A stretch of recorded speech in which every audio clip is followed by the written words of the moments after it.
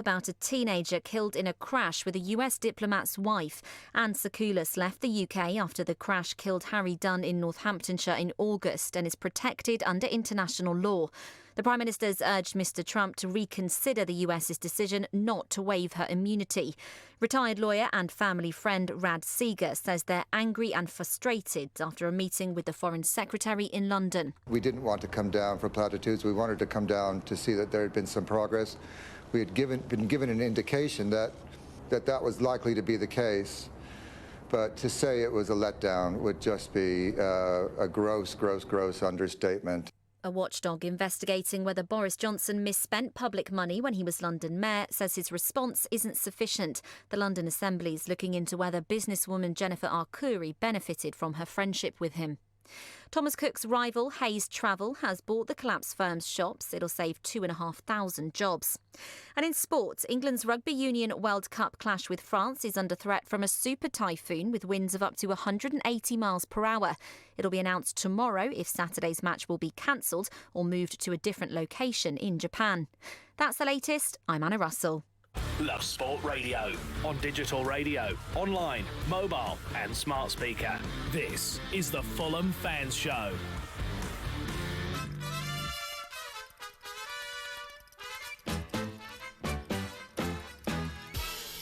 Down the Fulham Road we're burning with ambition. The first division is where we want to be. And if you've seen what a team we've got this season, you know the reason we'll get there easily.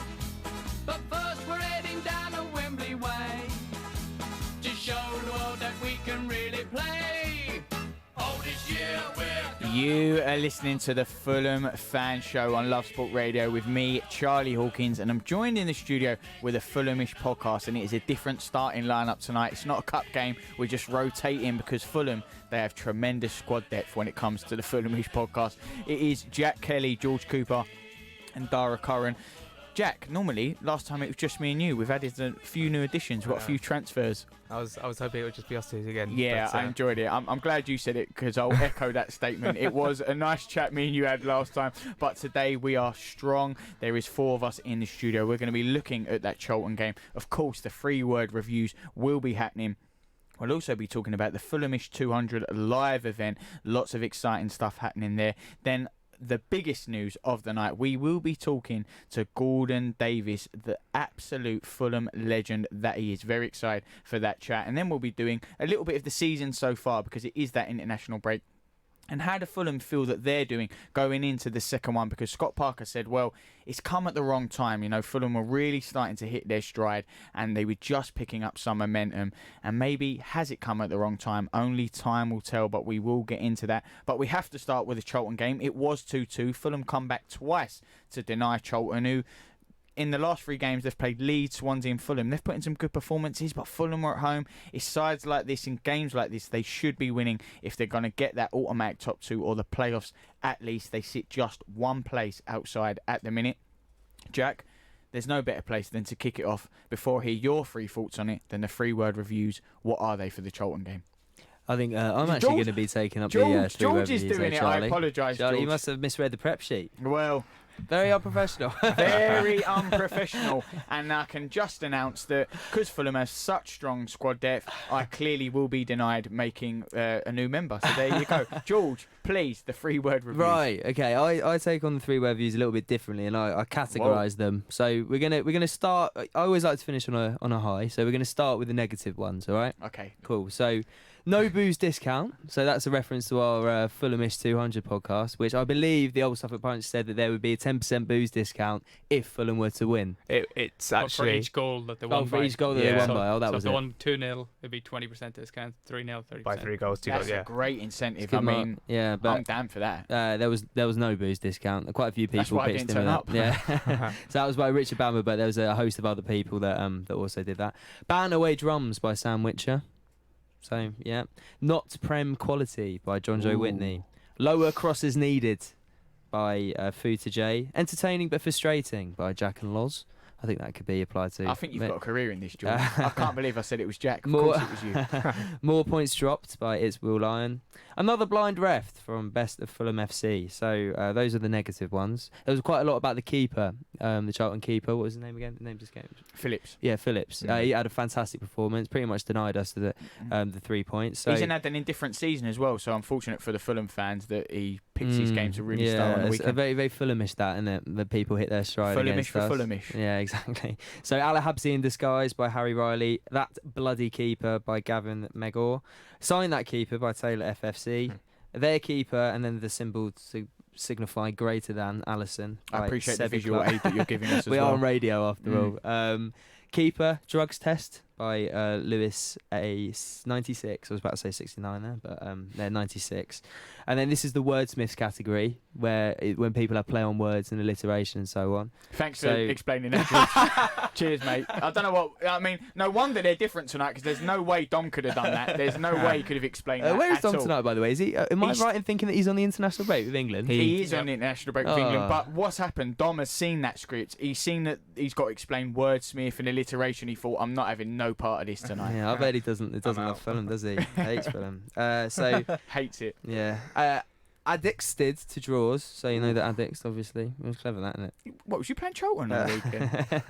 Dan, that was from Dan Winter. Level Lunchtime Londoners by Colin Smith. Cottagers Can't Capitalise, and that was from Aaron Lamb. So yeah, that was the wordsmith category. And now we're going to go for the positives.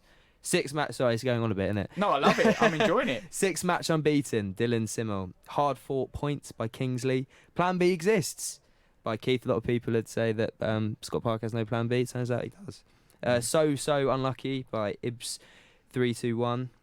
Charlton Too Athletic by David Wall. Another unbeaten game by Dickie Davis. Brilliant second half by Joey, you know. Still Got This by Sammy Meredith 87. I like that. Still Got This. Believe in Bobby by Tammy Taylor.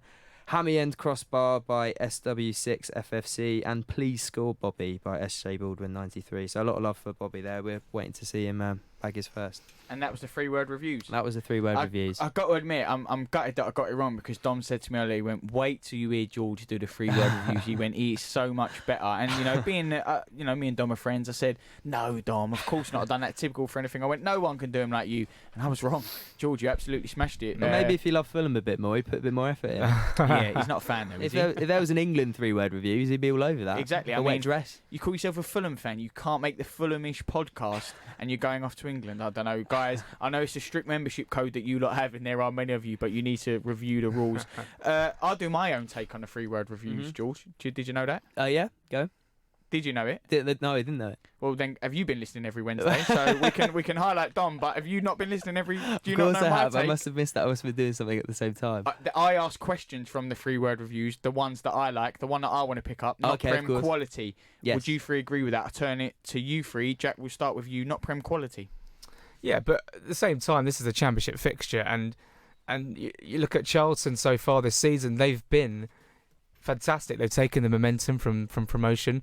I was actually at their League One playoff final, so I've got a bit of a soft spot for Charlton. I was in the end when they won the playoff final. They've started fantastically, and even without Lyle Taylor, they managed to stifle us in the whole first half. And people will say we didn't play well in the first half. I think it's more of a case of Charlton played better. They understood they stuck to their game plan. They stifled us with any chances, and they got the goal on the break. Yeah, I mean, we lacked like the Prem quality, but we're not in the Premier League, so that's kind of irrelevant. I think that the second half we picked it up. Mitrovic, Kearney started to... Bobby Reid coming on was huge. He's changed the game. I just think Charlton deserve more credit because look, they're in and around the playoffs. The championship table right now is extremely tight, and they did a very good job on us, Charlton. Well, strong words there, but you're being honest about Charlton's performance. Dara, not Prem quality, what would you say? I disagree. If you look at the goals, especially Caviero's goal, that was world class. Yeah, it was. Yeah, but I'd agree with Jack that I'd give Charlton a bit more credit, especially in the first half, because they pressed us really well and got in our faces, made it difficult. Mitrovic had a hard time all day. He really had to battle for anything.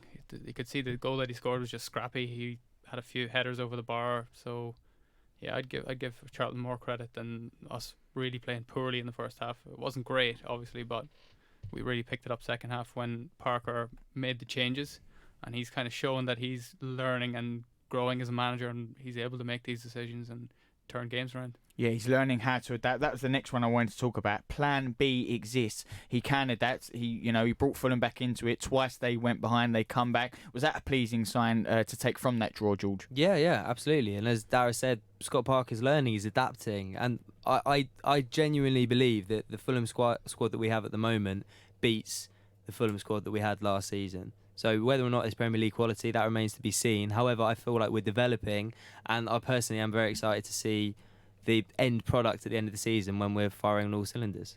Jack, what did you make of the game overall then? Because it was so frustrating. We're seeing even in the 3-word reviews, addicted to draws. It's another draw. It is another draw, but it's another game you're also unbeaten.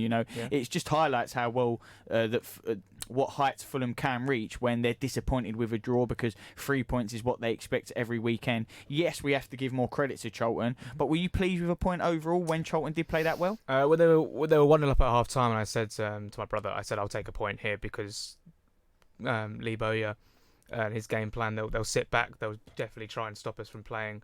And in the end, what's most frustrating is we get ourselves back in the game at 1-1 and then immediately concede again. And I mean, there was 2 or 3 opportunities to clear that ball, and Tim Ream didn't do a good enough job. The ball came back in, Bettinelli's off his line, bit of a disaster. But the 3 games we had this week in Wigan, Reading and Charlton, I was thinking if we don't get 9, well, actually, it was a bit of an overreaction from the draw to Sheffield Wednesday, but I said we need to get 9 to be back in this in the race for top 2. I think Dom said something similar, actually. Yeah, and I think we did very well against Wigan. We got the job done. Very, very well against Reading, albeit they had 10 men.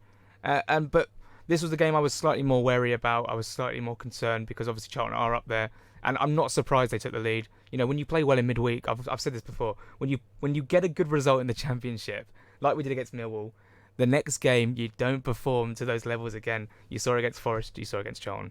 Yeah, it does happen that way. It's not a hangover, but it is always hard to replicate that. But it is the home game, something of a little problem. West Brom coming back, going behind to Charlton, Forest getting that win. Is that a concern, Dara?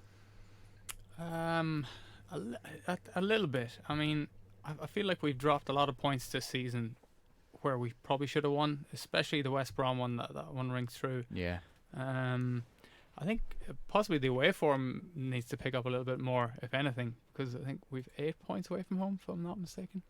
So yeah, if we're going to be finishing the top 2 or 3, then the away form is where we really need to pick it up. Well, there's been some question marks hanging over Scott Parker. Guy on this show has said, he's not the big question mark this season, but he's still that unknown quantity as a manager. Will we look back on the decision and see it was the right one? He said that this international break has come at the wrong time. We're finally starting to click. We're looking like the side. We know how we want to play now. We've really hit a rhythm. A Fulham fan seeing that, George, are you now feeling like, yeah, we've got a bit of identity now with Scott Parker. We know where we're heading. We know the direction. Yeah, no, absolutely. And as I said a few moments ago, I feel like this squad is a work in progress. We're embedding it. Fulham, as long as I can remember, we hit our stride after Christmas and we push on. The fact that we're playing this well this early in the season, and if you look at it on the grand scheme of things, I know you've got anomalies such as the Millwall game or what have you, but we are improving as a whole generally, which is the right direction. And it would be concerning if we talk about the points we've dropped and what have you. However, with 3 points off the top, are we? 3 points off the top. It would be concerning if we were getting cut adrift. That's when you've got to start panicking. But the fact that we're still in it, we're still in the mix, it's so tight there at the moment. There's 3 points between first and 9th place with QPR. So any number of teams, I'm sure in the next coming months, there's going to be a couple of teams that will break away, and as long as we're in that pack, then we're in good shape. I think you're completely right for 2 reasons there. One, I know it's so early, so teams are going to be more closely knit, it's closely bunched. But in the Championship, I know it's a cliche, but everyone does beat anyone. You can get 3 wins on the bounce, then have 2 draws and a loss or 2 losses, but you're still right there. And 1 win, you say, we're 9th. You could look at that as we're mid-table, but 1 win and then you're at top. And no one really, because before it was, I heard a lot of Leeds and Swansea, they're the top 2. Well, Leeds lost on the weekend to Millwall. No one's really taking control of the Championship, even if it is early days. Is that fair, Jack? Yeah. This is precisely why the Championship is better than the Premier League. There we go. That's exactly what I was going to say. Put it out there. Apparently, Dom is in the studio tonight. all Fulham fans, is this like a unanimous thing that the Championship? I'm actually a big fan of the Championship. It's interesting because I banged the drum last season, and if you know me well, I hated the Premier League last season because we were in it and we were rubbish. But this season, the Premier League's been really exciting. There's so many good subplots that are going on. But no, the Championship, for me, is more exciting. Yeah, I agree. Yeah, it's a more exciting league. I think anyone can beat anyone, I think, when you watch it. But I know this whole, do you want to be in the Premier League? Obviously, George, you want to... This sounds like a ridiculous question. I was talking about this with my mate, and my ultimate scenario would be... A league in between. would be that we get promoted via a playoff final, and then some sort of shady financing shenanigans with transfers means that we get points deducted and we have to go back into the Championship.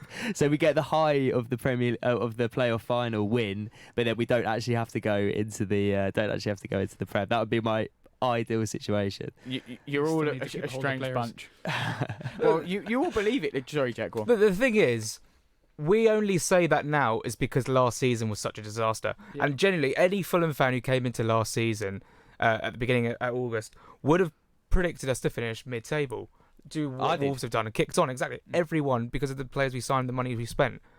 Because we had such a disastrous season, everyone then turned their backs on the Premier League. And it didn't help with the contributions of like the Liverpool game and the United game when there were away fans in the home end, and it just made it such an unenjoyable experience. But if we get back into the Premier League, cut those errors out, buy better, be better, and we'll enjoy the experience more. Yeah, I do think there's a point there. I think that if we were to go up this year, the transfer, Tony Khan and the like have learnt. And I think that in the recruitment, I mean, we've seen the recruitment this season.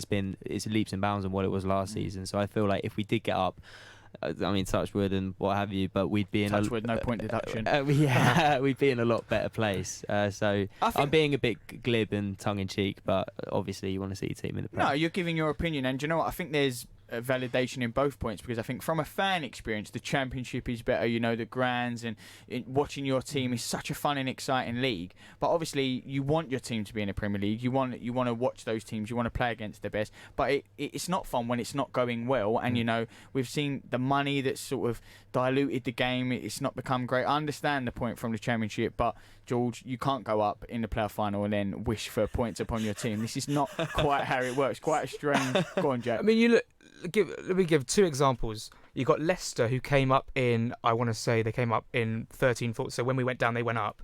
Now they have won a league. They've been in the Champions League, and they're now again pushing for Champions League football. You look at Wolves, who've come up and are now in the Europa League. It is doable if you spend right and you have the right players and the right ethos.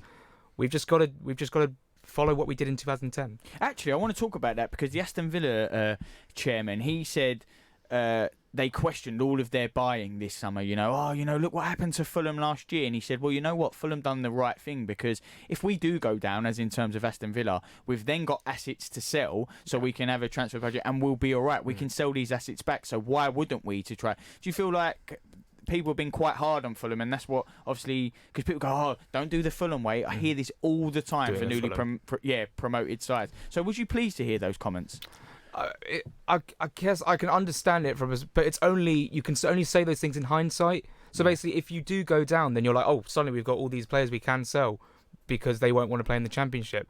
But ultimately, you're going to buy players to keep yourself in the division. And Villa have spent a lot, but only after Saturday with their 5-1 against Norwich are they showing the capable team that they could be. I don't see Villa maybe staying up. And also your value drop if you have a terrible season, and then the club's looking to offload. The value of those players has dropped. Down, yeah. So it's a silly business model, is what it is.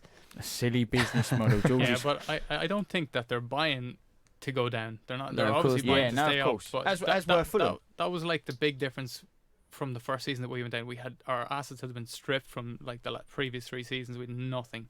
So we didn't have anyone to sell, and so this season we were able to get players out and get the right players in. Well, it's been a packed action first 20 minutes. We've done the 3 word reviews, Charlton, and then we went off to Aston Villa, spending life in the Championship, points getting deducted after the playoff final. It's all gone a bit mad. But up next is the Fulhamish 200 Live.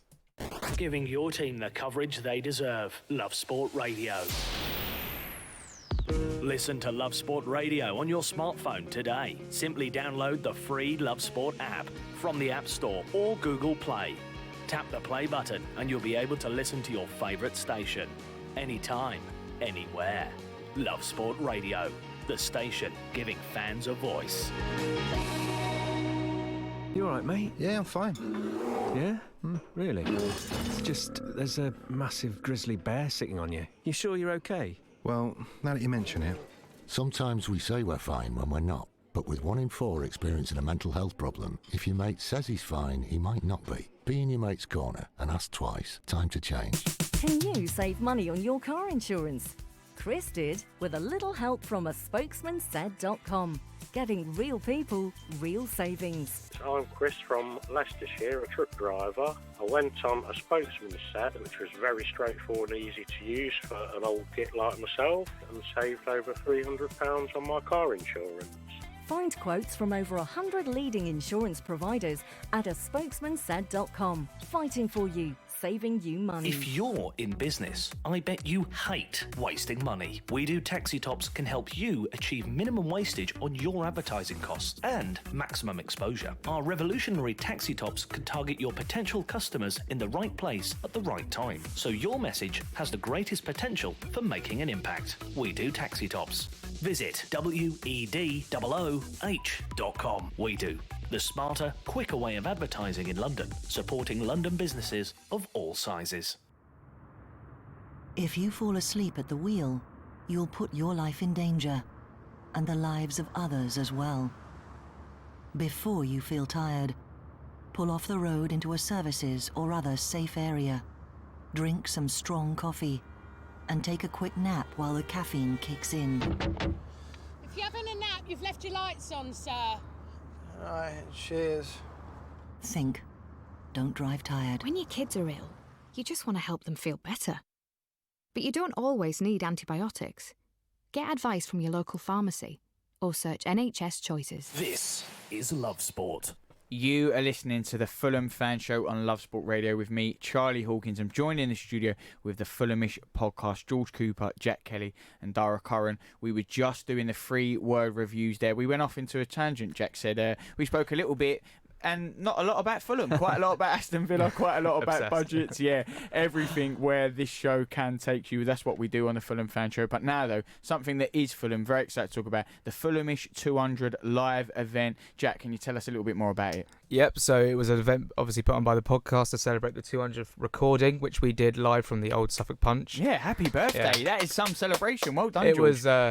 It was a good event. We had club commentator Gentleman Jim in the first part, and then the second part was special guests for Barry Hales and Sean Davis, former Fulham players, of course, before my time of supporting Fulham, but I'm sure everyone really enjoyed the occasion. I loved Sean Davis and Barry Hales. It was a great turnout. It was a terrific turnout, really interesting stories, which I'm sure we'll hear in a second. So yeah, basically, there's a couple of clips here from the event, starting with Ben Jarman's opinion on Stephanie Hansen of the Charlton game. I mean, Ben, is there any changes from today's game? Any lessons learned that we should take into what is a tough little section of fixtures post-international break? You've got that Stoke defeat away at the Bet365, and then you've got the Luton game midweek, and then a long trip to Borough, which ordinarily actually would be a tough game, but they're lacking confidence under Jonathan Woodgate. But it's not an easy run of fixtures by any stretch. Mm-hmm. Is there anything that Scott can take from today's game? And that's what we've discussed over the last few weeks. He is learning all the time and really adapting some of his managerial decisions based on what he takes from each game to game, which actually I really enjoy seeing. Actually, I think there was probably 2 weak points today.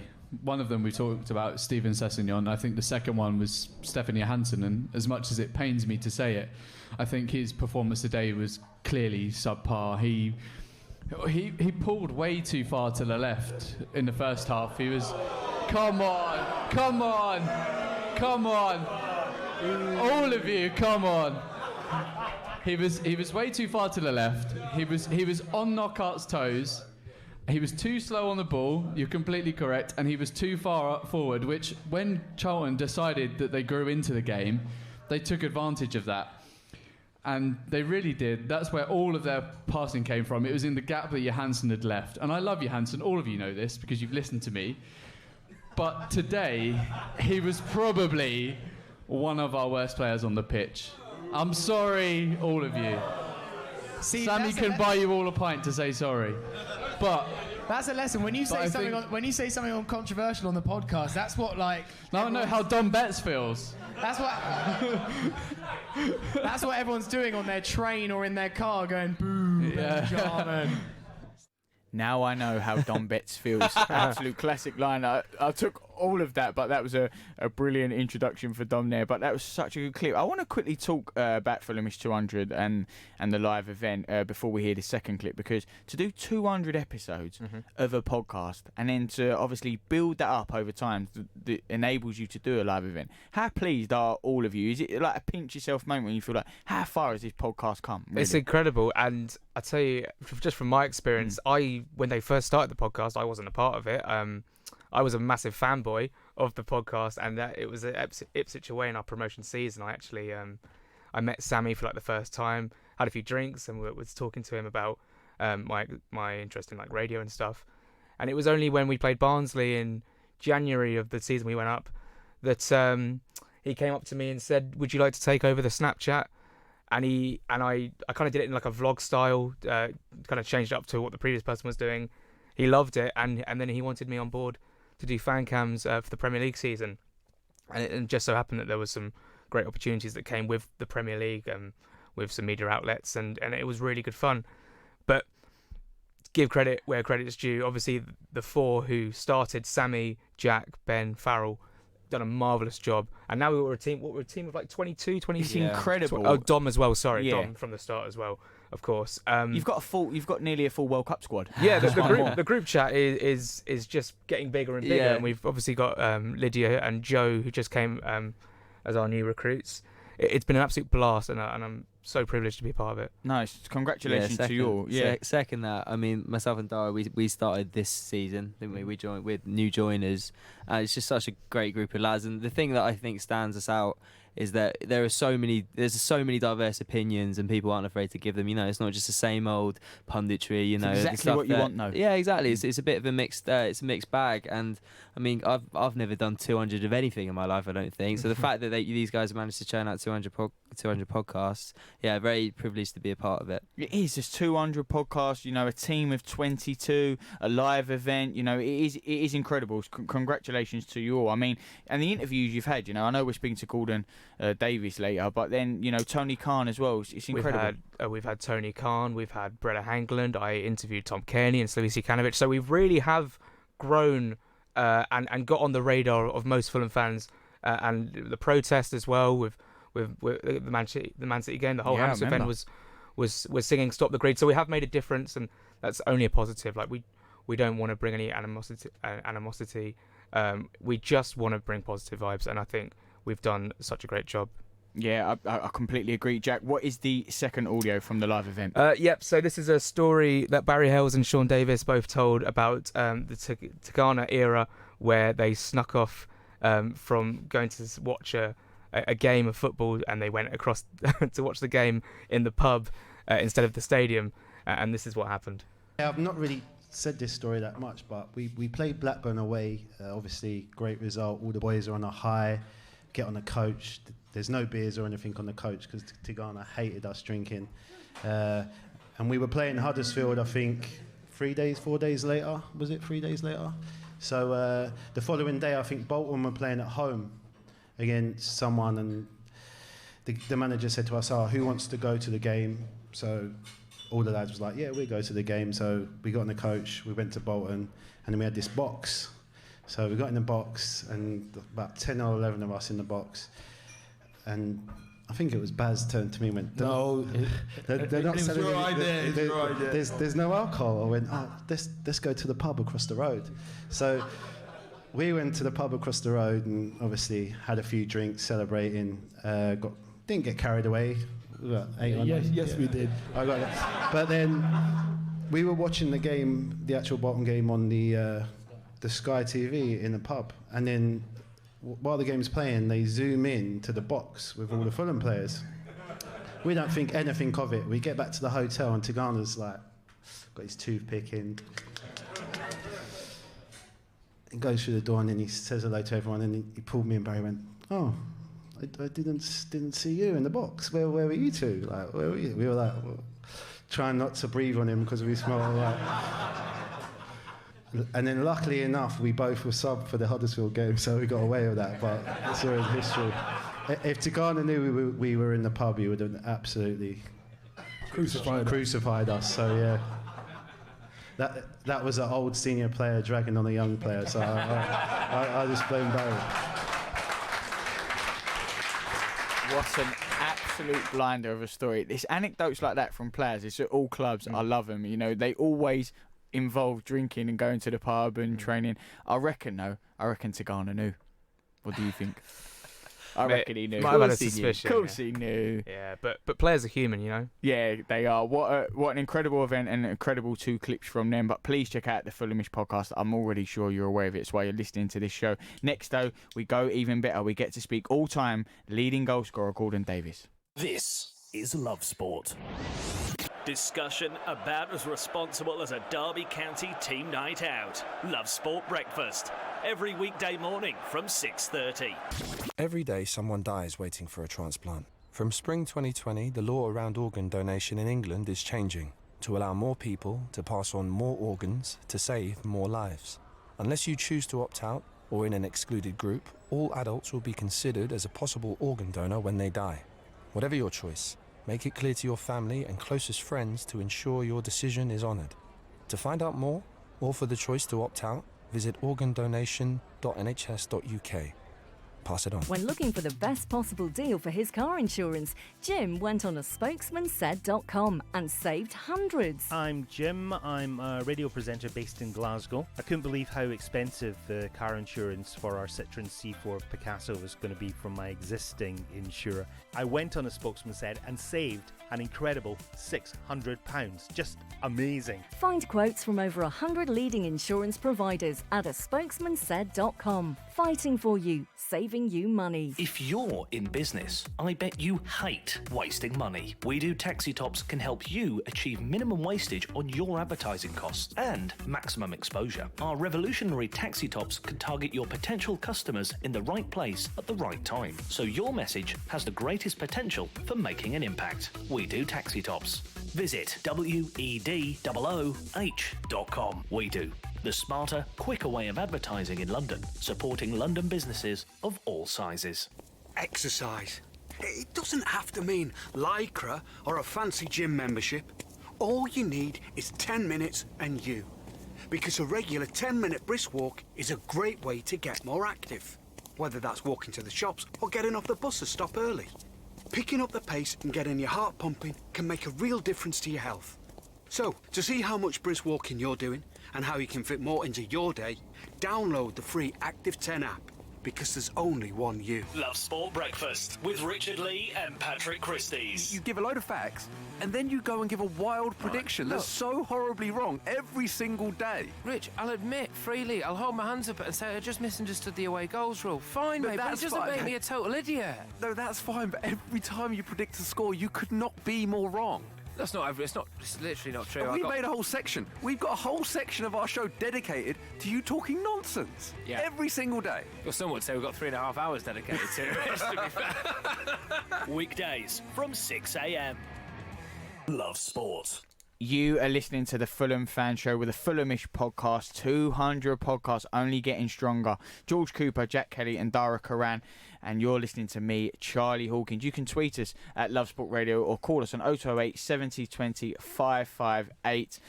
But now it is time for the all-time leading scorer, Fulham legend, Gordon Davies. Gordon, a real pleasure to have you on the show tonight. Thank you so much for giving us a little bit of your time. What have you made of Fulham's start to the season so far?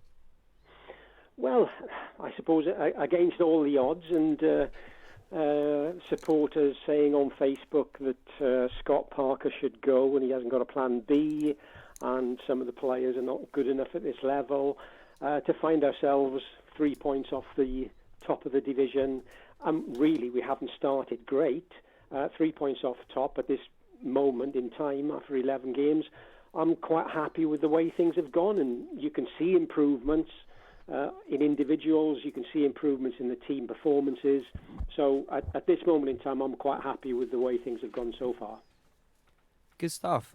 So, God, I guess I just wanted to ask you, what areas do you think that we need to improve if we are going to push on for the rest of the season and get automatic promotion or hit the playoff spots? Where do you think we're lacking at the moment? Well, you look at the front three, and everybody has said we've probably got the best front three in the division, but Cavaliero is going through a little bit of a lean patch, and then he scores an absolutely scorcher of a goal. Yeah. But we're not getting a 90-minute performance from him. I think it's good what Scott has done by sometimes taking him off and putting Decadova-Reid in, because he is quality going forward. And if you look at last week's game, we had a hell of a lot more shots on target and not at goal, and we're better in the final third when he is playing. And I think if he plays on the left, he's got a good understanding with Joe Bryan, and I think we'd get the best out of both of those at present. Obviously, from a team performance, Bettinelli has had some stick for certain goals that he's allowed in, but to be perfectly honest with you, it was only 18 months ago that he was in the England squad.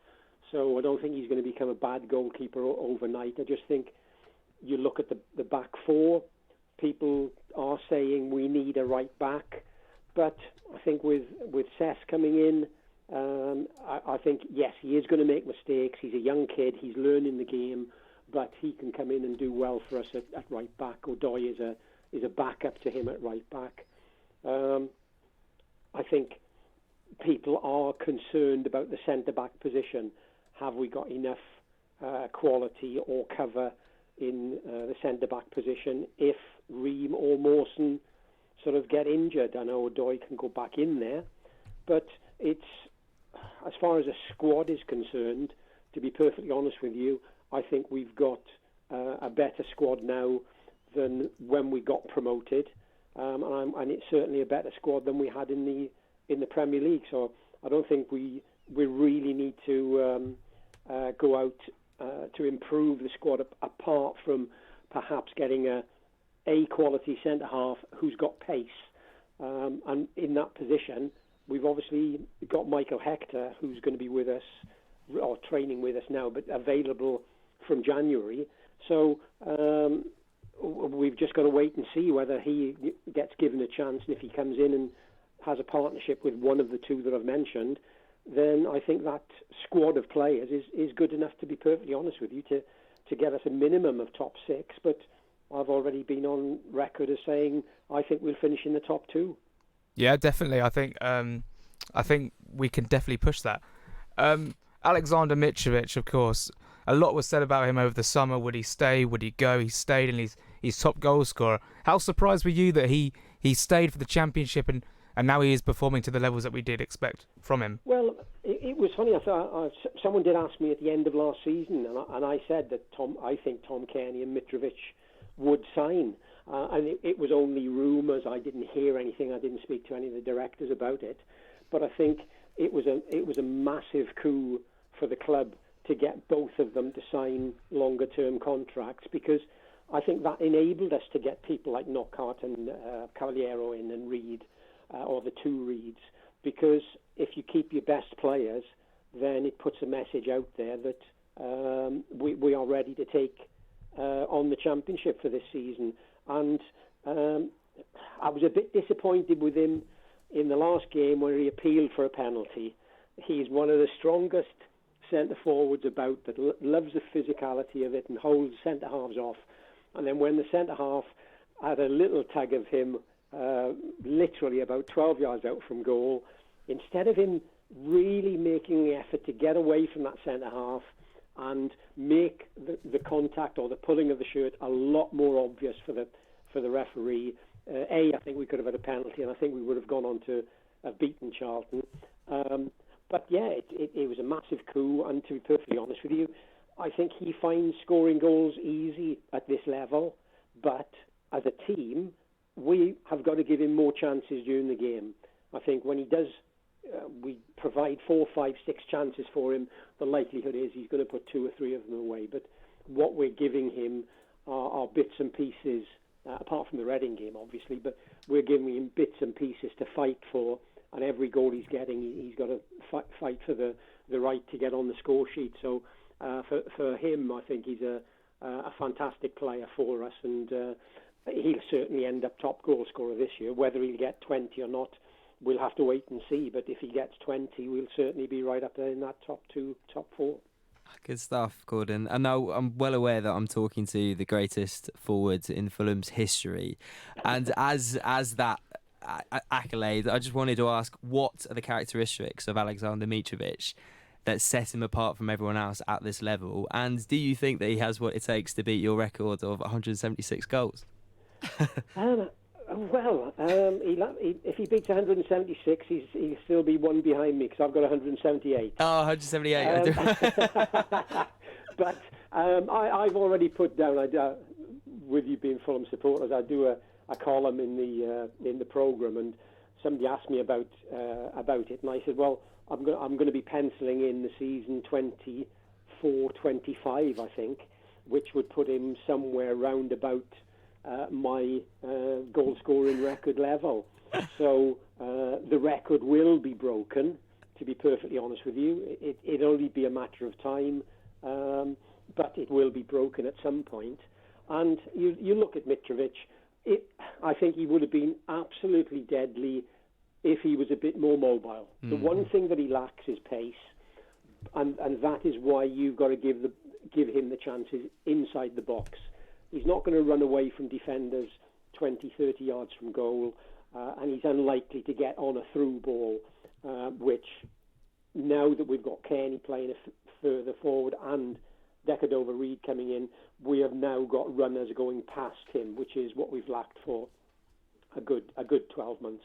So I think, but when you look at him and compare him to other centre forwards, as I said earlier, he likes the physicality. He likes a bit of a scrap up there, and he holds the ball up magnificently. He does do a hell of a lot of work coming out wide and going into corners, and because he's the only one up there, I think if we got somebody closer to him, it would cut down his work rate outside the box and perhaps give him that little bit extra sort of either confidence or speed or agility in the box when the ball comes in. But there's certainly, I don't think, anybody to touch him as far as an out-and-out target man in this division at present who absolutely works his socks off, and he's a credit to himself and the club by the way that he puts a shift in every game, even when he's only getting 1 or 2 scrappy chances a game. You can see him getting sometimes upset with himself and with other players, but I think that's only because what he wants to do most of all is score goals, and you've just got to, as they used to say with few other people, centre forwards, you just got to feed him. You got to feed the Mitro and let him score. Just sticking with Mitrovic at the moment, he is probably the only recognised out-and-out striker that we do have at the club. How do you reckon that we'd fare if he were to pick up an injury? And do you see any attributes in the other squad players that we have that might be able to fill in a role? Well, I think we'd certainly have to change our style of play if he did pick up an injury, and I think that is one thing that we've all been worried about, to be perfectly honest with you. Every time he goes down, you wonder, is that going to be the end of this game, or is it going to be a 5 or 6 week stretch if he just twists his ankle? So it is one of those positions that, yes, we have got other players that can play up there. You can put Reid up there because he's played up front, not obviously by himself when he was at Bristol City, but it's one of those areas where I think you've then got to have a look sort of through the squad that we've got. We've got the young lad who came across from Chelsea, who's only a young lad. I can't remember his name at the moment. But Taylor Crossdale, is that the one? Yeah, when I saw the interview when he came over to Fulham, he was saying all the right things. He was saying that he thinks that he would have more of a chance of sort of pushing into the first team squad here than he was at Chelsea. He wants to play on the shoulder of the last defender because he likes running in behind, which is, as I mentioned earlier, is something that we haven't had, and it would be a slightly change of play from the not only the back four but certainly the midfield players, because if Mitrovic goes and we give him a chance, he's going to want to run in behind. So you've got to then start playing the ball between centre halves and full backs for him to run onto, and you've got to get, if he's quick, you've got to get support a lot closer to him than Mitrovic at present. So I think that would be one area that we may struggle because we haven't got the ideal replacement, but there are, I would think, one or two options that we could play. And to be perfectly honest, you could probably move one of the wide lads in there, to be perfectly honest with you, and just play with a front three. But the service then and the way that we play, yes, we can keep the ball, we can play through midfield, but when we are looking for the ball into the centre forward, I think you're going to be more one-touch layoff and spin into the channels, or you're going to be playing the balls down the channels for quicker lads to get onto. But if we're up there or thereabouts and we need a replacement for anybody in January, then I think it probably would be a centre forward as cover for Mitrovic, not to replace him, just as cover. But we do have one or two options with the players that we do have in the squad if he gets injured, and hopefully he doesn't. Such a delight to talk to you tonight, Gordon. Always a pleasure when you're on. To have you on, it's an honour for us, and it's always insightful. Gordon Davies there, the all-time Fulham goal scorer. What a pleasure to have him on. Next, though, we'll be talking about that international break and a certain fan award. Love Sport Radio, the station giving fans a voice. Premier League, Championship and fan shows. 7 days a week. We've got your team covered. Love Sport. You all right, mate? Yeah, I'm fine. Yeah? Really? It's just, there's a massive grizzly bear sitting on you. You sure you're okay? Well, now that you mention it. Sometimes we say we're fine when we're not. But with 1 in 4 experiencing a mental health problem, if your mate says he's fine, he might not be. Be in your mate's corner and ask twice. Time to change. You're in leakage, you're in leakage. You're in leakage, you're in leakage. You're in leakage. You're in leakage, you're in leakage. Henna men. Pants and pads. You're discreet. Masculine. You're right. Secure absorption zone. Buy online or in shops. You're in. Tenna men. Keep control. Urine? No. If you're in business, I bet you hate wasting money. We Do Taxi Tops can help you achieve minimum wastage on your advertising costs and maximum exposure. Our revolutionary taxi tops can target your potential customers in the right place at the right time, so your message has the greatest potential for making an impact. We Do Taxi Tops. Visit wedooh.com. We Do. The smarter, quicker way of advertising in London, supporting London businesses of all sizes. I love my brother. We do fun things like playing together. I like having hugs with Freddie. Freddie gives the best hugs. Freddie used to be very poorly, and the doctor said he might need a new liver. Then one day, a very nice person gave their liver to Freddie. It was amazing. We were so happy. Now he's around to give me more hugs than ever. Tell your family you want to save lives. To find out more, visit organdonation.nhs.uk. This is Love Sport. You are listening to the Fulham Fan Show on Love Sport Radio with me, Charlie Hawkins. I'm joined in the studio with the Fulhamish podcast, Jack Kelly, Dara Curran, Did I get it right? Yes. Yes, come on. I want to apologise for that slip-up. I was just really nervous because Gordon was on and we couldn't even decide what his surname was, Davies or Davis, and he's the Fulham all-time leading goal scorer. So if that... Let's quickly pull George up because he got it wrong and it is Fulham's all-time leading goal scorer. Have it. And you we just are with misheard George Cooper. Me. Convenient there. Well, we are talking about Don't Fulham. want that on record. Again, factual and true. We're going into the second if I can own up about, come on, you can. We're talking about the second international break. Scott Parker said it's come at the wrong time.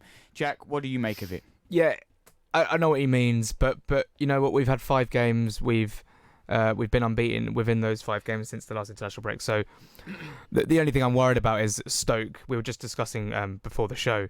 Stoke won their last game against Swansea, then we play them next. Yeah, so the momentum that Nathan Jones and his squad will have going into that game against us. And this is the kind of ground where we haven't played since we got relegated. We might just go into our shell a bit. We might get dominated. We might get bullied. And I'm quite fearful. But if we play our game, if we keep the ball well, we stifle Stoke, then I'm more than confident that we can come away with 3 points at least. Not at least, but 3 points. Dara, do you feel the same? Yeah, I think we'll get the win. I mean, it looks like the man Nathan Jones is still going to be there, obviously, because if he were to go, it would be at the start of the international break. So it looks like he'll still be there. I think they're just our forwards will just be too good for them. We might concede, but I think we should edge it. George? It's a good question, Charlie. I reckon... So sarcastic. Yeah, it was a good question. Because Scott Parker said it's come at a terrible time. This is the second international break. How are Fulham feeling, George? I feel like... I feel like we're going to win. I think Stoke are pretty poor. They've been terrible this year. They've changed their formation, chops and changes. They've had keepers come in. How many keepers have been? Is it 2 or 3? Just two. Federici and Butland. Butland's been woeful. A catalogue of errors. And it would be very, very Fulhamish for us to get turned over, but I feel like we should edge it. What's sorry to butt in, but what's frustrating me so much this season is that I'm a bit scared, Jack. That was a strong passion. Whoa! It's because there's no standout team. You look at Leeds and you go, Bielsa, they should go up, and they should, yeah. But we need to grab this league by the scruff of the neck and go, look at the players we have. Look at the players we have going forward. It should scare defenders. And yeah, we've drawn 4, lost 2. We've only lost 2 this season. Barnsley was a one-off, opening day. Now their manager's gone. Yeah, and Stendhal's gone because they've been on poor form. They haven't won since. So I mean, you could be frustrated, but my point is that this league is for the taking. There are 7, 8, 9. You say 9 QPR, very, very good teams, and then you've got the likes of Brentford behind as well, who could sneak in. Derby are down there as well, but we need to capitalise. The teams aren't as good as we are making out. We went to Reading. I was slightly worried about that, but then we absolutely thrashed them. I just think that Fulham, the squad we have, the Arta, Kearney, Johansson, Cavallero, Knockout, Mitrovic, we should be winning this league. We really should be, but there's just defensive errors. There's little things that just don't click. We don't play well in first halves of games. We have to pick up the pace because we need to start getting points. We need to start dominating the league. Dara, would you agree with that? Because many other fans are saying this year the Championship is known for its quality. It's a strong league, but this year, not really. It's not been how it has been in previous seasons. Has Jack got a point there? Yeah, I'd agree with that. You had Wolves last year and then Newcastle the previous year who were miles ahead and then almost threw it away at the end. Doesn't seem to be anybody, as you say, grabbing by the scruff of the neck. So, I mean, I keep on thinking, like, every time we've drawn silly games that we probably should be getting more from, I keep thinking, we're going to be way behind. And if you look at it that we're still in it now, or you can look at it like we could have been out on our own. But I think we really need to kick on. We've got a couple of more games coming up. We need 3 points in the next 3 or 4.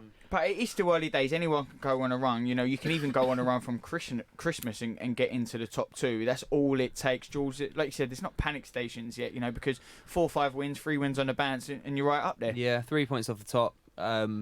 We'll kick on, and I think we'll run away with it, to be honest. Really? I think once we get into first place, we're not going to let it slip. No, I don't think. And I don't think Fulham have got into first gear, let alone first place. When we see them perform, because we talk about this Millwall and Reading thrashing, I don't think they needed to get out of second gear to beat those teams. No, we were handed gifts in those games because Millwall were just extremely poor and offered nothing going forward, which just helped us. All they had to do was try and defend, and we could just run rings around them. Cavallero showed that.